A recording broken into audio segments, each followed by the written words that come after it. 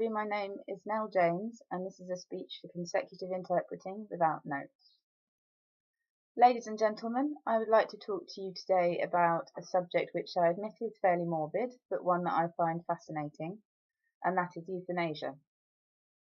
I've chosen this topic because of an article that I read very recently in the news, and it describes a convicted murderer and rapist who has recently won his case and has been granted the right to euthanasia.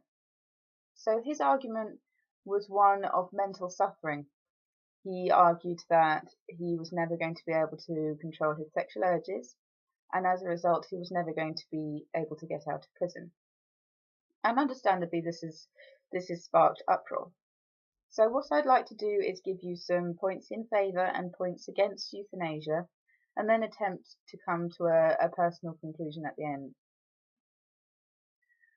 Firstly, the argument that is most used in favour of euthanasia is one that it's a fundamental human right to do what we want with our bodies.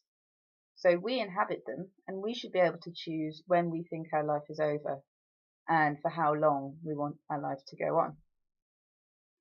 A very popular counter-argument to this one is one that is often used by religious groups, but not exclusively, and that is that human lives are sacred, so the sanctity of life argument.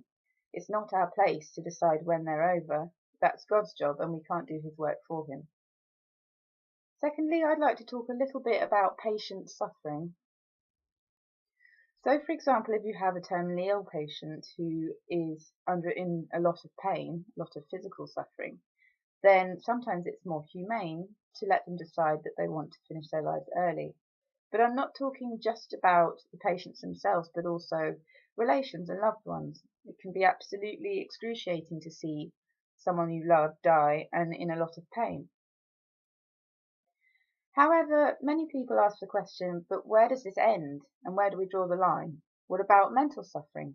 If someone is suicidal because of a mental illness, for example, do we allow euthanasia in that case? I'll give you a brief example, not of mental illness, but of mental suffering, and that is the 45-year-old twins who recently were granted the right to euthanasia.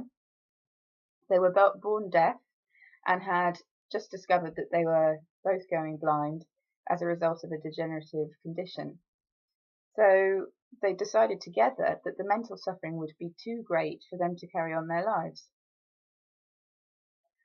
Thirdly, I'd like to talk a little bit about the legalization of euthanasia and what that means. The legalization of euthanasia can be a godsend to loved ones and relations. If, for example, euthanasia is not legal and you're asked by someone who you care a lot about to help you die, then you are effectively becoming a criminal and an accomplice in murder. However, if euthanasia is legalized, then you are no longer a criminal, but someone who's merely helping your loved one. However, it is often stated that euthanasia is a slippery slope towards legalized murder, and it's an extreme view which I want to illustrate by using an extreme example, and that is the Nazis. Just shows you how in a warped society euthanasia can become the norm, and you start euthanizing people with physical and mental disabilities and whole strains of society. Having summarised the main points, I'd like to come to a personal conclusion, and that is that I believe that, as I said before, our bodies are ours and we should be able to do what we want with them. So if we've decided that we are no longer enjoying our lives or we're in a lot of pain, we should be allowed to make the decision as to when to cut them short. Thank you very much.